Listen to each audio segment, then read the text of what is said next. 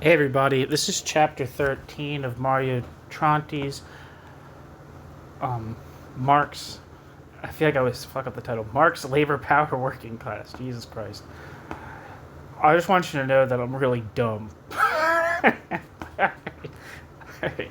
Here we are. Chapter 13 is titled Tactics Equals Organization. Quote, "If we do not take power now, history will not pardon us," end quote. Thus wrote Lenin to the party's Central Committee in September 1917. Lenin invited them to rely on the, quote, turning point, end quote, in the revolution that was then mounting. Quote, "The party must recognize that ... the entire course of events has objectively placed insurrection on the order of the day ... It is impossible to remain loyal to Marxism, to remain loyal to the revolution unless insurrection is treated as an art," end quote. Lenin, Marxism and Insurrection, a letter to the Central Committee of the RSDLPB. And footnote. 1 month later, in a report to this same Central Committee, Lenin went further still. Quote, "The party could not be guided by the temper of the masses because it was changeable and incalculable. The party must be guided by an objective analysis and an appraisal of the revolution," end quote. Hence, at the basis of action is the, quote, "political analysis of the revolution," end quote. Lenin, meeting of the Central Committee of the RSDLPB, 16th of October, 1917. Moreover, among others, even the representatives of the Vyborg district realized that the uprising, quote, "must come from above," end quote. Lenin imposed on everyone the directive to launch the final offensive, setting the touch paper on the armed insurrection, imposing it on the party, on the Soviets, on the masses, and on the workers. It was a fundamentally important turning point. This imposition of the final act of the revolution dates the shift in the working class point of view, which took back for itself and for its own class the aggressive marker of a now dominant power. The moment demonstrated for all time that the working class can impose practically everything on capital. The upheaval of October 1917 and the strategic overturning of the working class's theoretical point of view are thus one and the same. Lenin's 19th of November 1917 telegram to the Presidium of the Soviet of Worker and Soldiers Deputies in Moscow, in the form of a basic political practical indication, in reality brought a decisive leap in the development of theoretical Marxism. Quote, "All power is in the hands of the Soviets. Confirmations are unnecessary. Your dismissal of the one and appointment of the other is law," end quote. Lenin, telegram to the Presidium of the Moscow Soviet of Workers and Soldiers Deputies. End footnote.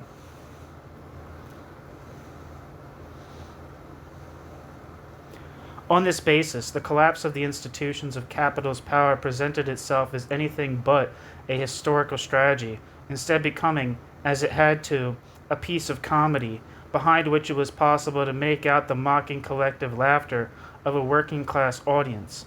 It was the night between the 5th and 6th, 18th and 19th of January 1918, the Constituent Assembly had rejected the Bolshevik Declaration on the Rights of the Oppressed and Exploited People.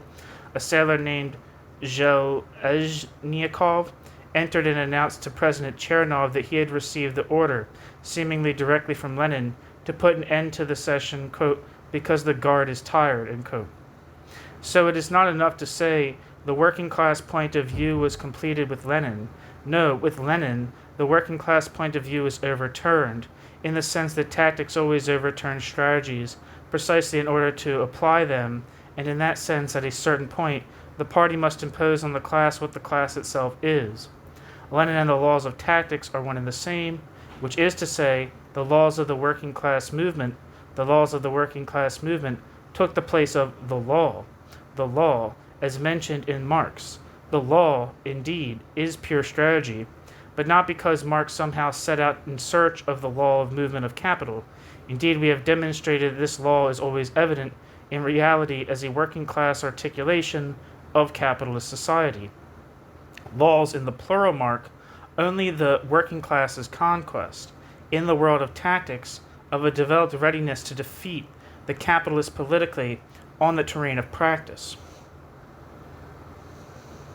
Lenin thus materially practiced the overturning of the relation between working class and capital that in Marx had been only a methodological discovery, the scientific, partial foundation of a working class point of view on capital. Since Lenin, the working class can impose practically anything on capital, on one formidable condition, that it is armed from the outside with the intervention of tactics, with the party's leadership. Without Lenin, no one would have been capable of understanding what was the right moment, the right day, the right hour to unleash the final offensive and seize power. The class alone never manages to do this, and the party managed it only when Lenin was actually in the party. What are we doing here? Suddenly rediscovering pure subjectivism after building up such a massive analysis of the working class? No. All that we have said thus far has tended to keep these two moments united. There is no revolutionary process without revolutionary will, and when there is, it has to do precisely with those passages that we have said cannot be called, quote, revolution, because they are excursions that capitalists take within the terms of the governance of their own interests. Gramsci was wrong to speak of the, quote, revolution against Marx's capital, end quote. When Gramsci did so, Gramsci delivered Marx into the reformist hands of the Second International. Marx's Capital was no, quote, bourgeois tome, end quote, in Russia, but the Bolsheviks' book. It was the book of the young Lenin who had set out from Russia. But Gramsci was right to see the person of Lenin within, quote, our Marx, end quote. His May 1918 eulogy of voluntarism was indeed written in reference to Lenin. Quote, will, in a Marxist sense, means awareness of ends, which in turn means exact knowledge of one's own power and the means to express one's own power in action. It therefore means, in the first place, that the class become distinct and individuated, compactly organized and disciplined to its own specific ends, without wavering or being deflected. End quote. Gramsci, R. Marx. The Leninist inversion of praxis along this path brought down both the political power of capital and the tradition of official Marxism. The new strategic thesis, first the working class then capital, was imposed by the facts themselves. But here we encounter a problem of considerable importance. Could we not say that, on the basis of the Soviet experience, the test of Leninism in practice has proven a failure? And does this not imply that the thesis as to the inversion of the relation between working class and capital has itself proven untrue in practice?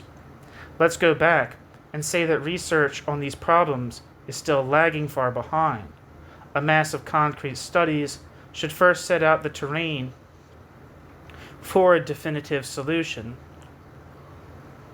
This does not deny the possibility of adopting temporary rules of theoretical conduct in the meantime. These rules would all revolve around one immediate political need: extracting the revolutionary movement of October 1917 from the failure of the first working class power in the Soviet Union.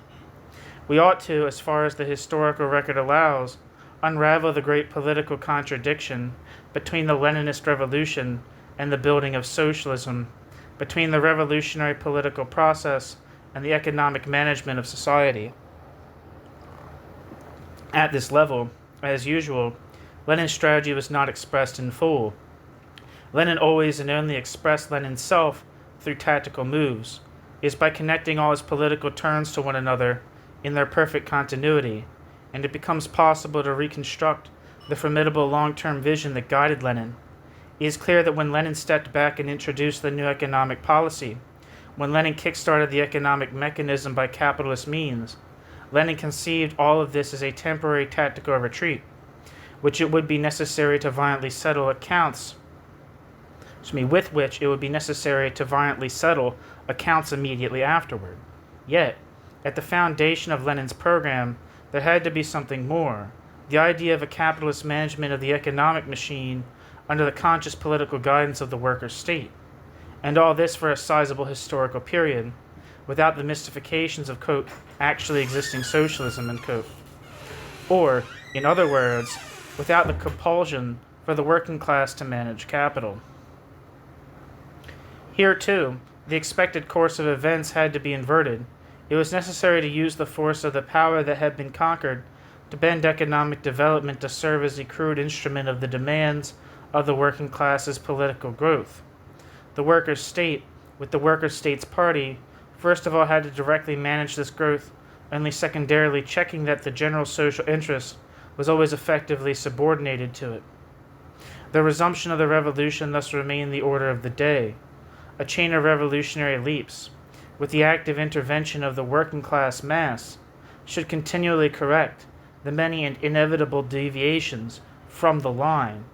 Once a high point of political development had been reached, it would again become necessary to smash the state machine, and the breaking of the party machine itself would become a revolutionary task.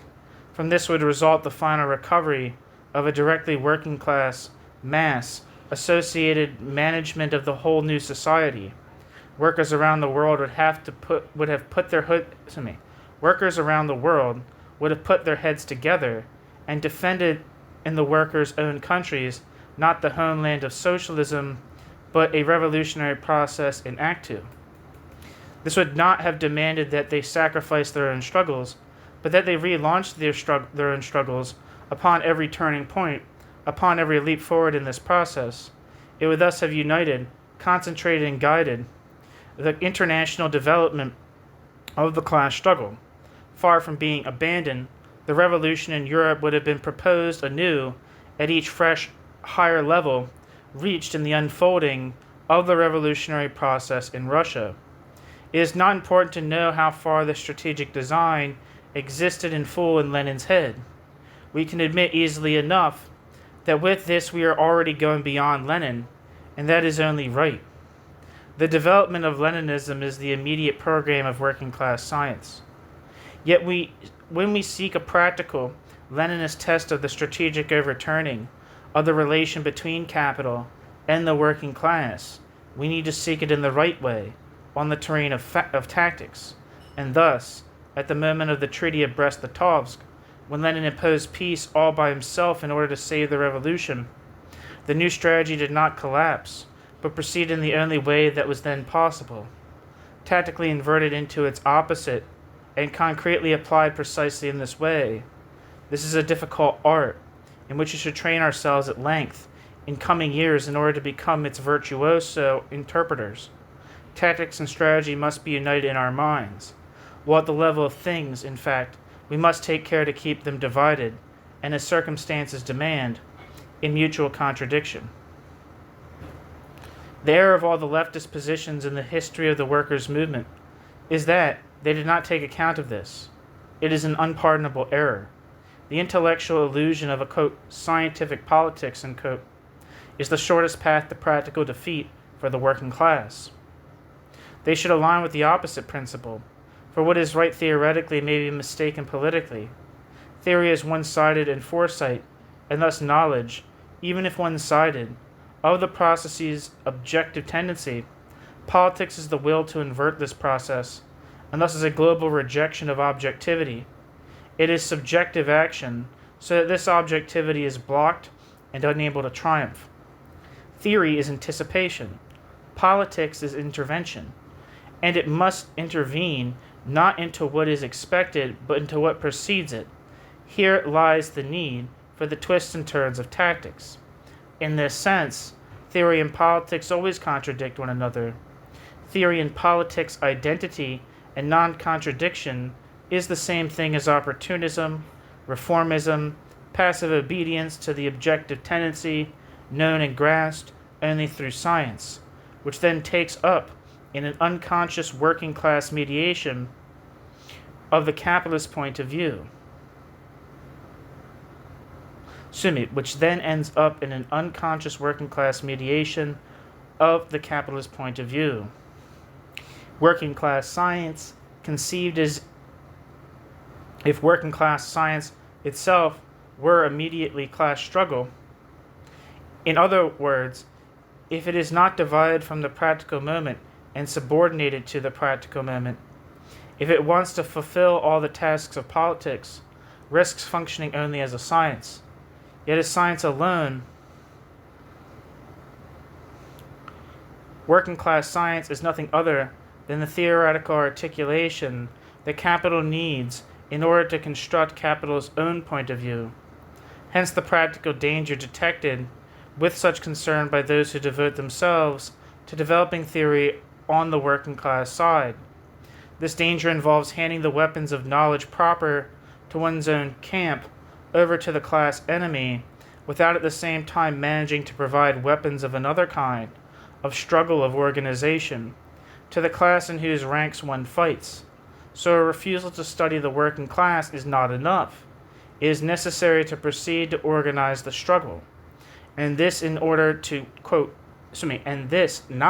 not in order to, check, research hypotheses in practice, but to deny capital the use of these arms, to make these arms directly working class offensive weapons. The greatest theorist of the proletariat is, again, Lenin, the Bolshevik organizer of the workers of St. Petersburg and all Russia. Furthermore, the theorist on the working class side and the revolutionary politician are one and the same. Materially, they must coincide in a single person, so something fundamental changes in the working class point of view when it sets itself to examine its own class at a theoretical level. The working class is no longer the object of analysis, as capital still fundamentally is. The latter functioning as an enemy object, something confronting us which we must simultaneously both understand and combat. The subversive reconstruction of the workers' direct movements can be achieved only from within their struggle, from the point of view of their organizational needs. The discourse on labor power is erected from within the working class. Only thus are those who elaborate this discourse directly involved in the class struggle. Only thus are those who elaborate this discourse directly involved in the class struggle.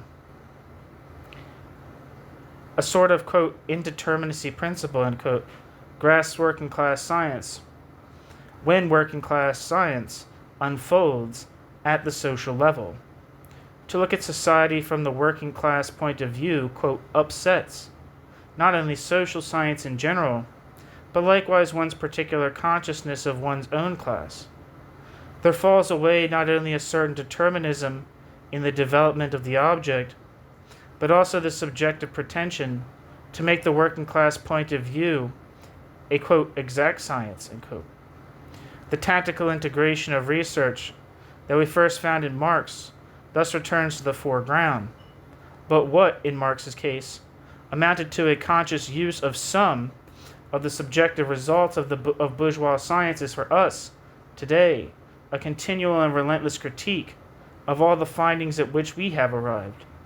And this explains why, as soon as we attempt to analyze the working class, there comes out, as an apparent deviation from our theme, this whole discourse on ourselves, on the simultaneously both practical and theoretical experiences of the past, and on the present state of the movement, in struggle and in organization. A direct discourse on the working class is thus today, first of all, a self-critique of the organized workers' movement. Only thanks to a tactical turn through this self-destructive movement does the work of strategically constructing the working class point of view, the very task which must occupy us in coming years, become possible. But we cannot stop at this. The tasks of practice are likewise urgent, direct, and complex. We need to know how best to move therein, not in some timeless, correct way, but in the way that is most useful to our own class in the present moment. Thus, there are two things we still need to learn. First, that at the level of the class as such, the tactical moment is still missing. This is an important point. The class is only strategy, and strategy lives in a wholly objective form at this level. A strategic perspective, like the strategy of refusal, presents itself as materially embodied in the class movement of the working class social mass. It can bring to live subjectively in a conscious way, or in other words, in practical form, Only when it arrives at the moment of political organization, which it still now seems best to define with the word, quote, party. It is precisely and only when we arrive at this organized strategic subjectivity that the moment of tactics comes alive, namely, the concrete, subversive, practical application of what had been anticipated in theory. Here, the working class begins to function as a revolutionary process. If the class is strategy, then for us, class consciousness is precisely the moment of tactics, the moment of organization, the party moment. Such is our interpretation of the Leninist thesis on the political consciousness and tactical overturning of strategy that must be brought to the workers from the outside, through the party organization, as necessary. All the practical passages in the revolutionary process, the chain of the crisis in which capital's development is halted, and the organizational leaps with which the class growth of the working masses is to be measured, are to be reconstructed from the outside, linking all these with the iron continuity of a destructive political will. This is the party's task. Here, though, do we not perhaps run the risk of overvaluing tactics? Does this not go back to placing the party beyond and thus above the class? We have said that theory and politics are always in contradiction. Can we say the same of strategy and tactics, of class and party? Sadly, we can. And it is precisely this that makes the working class revolution, as communism was for Brecht, the simplest thing so hard to achieve. The intensity of this contradiction changes in various movements and particular passages. Once the revolutionary process is underway, the contradiction between strategy and tactics is clearly minimal. Indeed, this moment presupposes that the organizational problem has already been resolved. Not even at that point do class and party coincide. Class and party maintain a normal division of revolutionary labor, proceeding in unison toward the same goal. But look instead at today, when the initiation of the revolutionary process is still a theoretical program, when the task is still to find the way to begin to practice it. The contradiction between strategy and tactics is here at its maximal level of development. Theory and politics do not share terrain. The class is without the party, and the party is without the class. Capital has managed to control and guide the whole objective functioning of capital's mechanism, and without any mediating organization, the working class side does not manage to make the working class side's own power function subjectively as a block to the system, as a rejection and subversion. In these conditions, the importance of tactics is heightened and foregrounded, as in Lenin's experience, when Lenin had to impose the party question on the workers and their movement. As always, the problem of organization needs resolving before everything else, or rather, as the precondition of everything else. A great deal of human incoherence and compelling thought will be needed if we are to avoid being led astray by the day-to-day necessities of immediate political life and keep our gaze on a distant theoretical horizon. This farsightedness does not, however, exempt us from the need to recognize the problem today and the point of greatest difficulty that needs overcoming right away. So we have to have the courage to say that the conquest of political power that Marx put on the order of the day of the class struggle presents itself still in our time, in its primitive or preliminary form, as the conquest of political organization. This is the urgent task for the whole moment. I don't know if that's supposed to say. Yeah, I don't know. This is the urgent task for the whole moment. This is the abyss that needs leaping across. Many experiences have already fallen down it. Ours will not. And if, at a given point in history, the working class does manage to achieve this, then the rest of the matter will be settled. For workers who are politically organized to say no to everything, We imagine that dismantling the machine of capital will be child's play. We really think that the revolutionary process is as straightforward as the Nevsky prospect. The tactical turns come first today, when the task is to find the right alleyway that will bring us to some point on the main highway.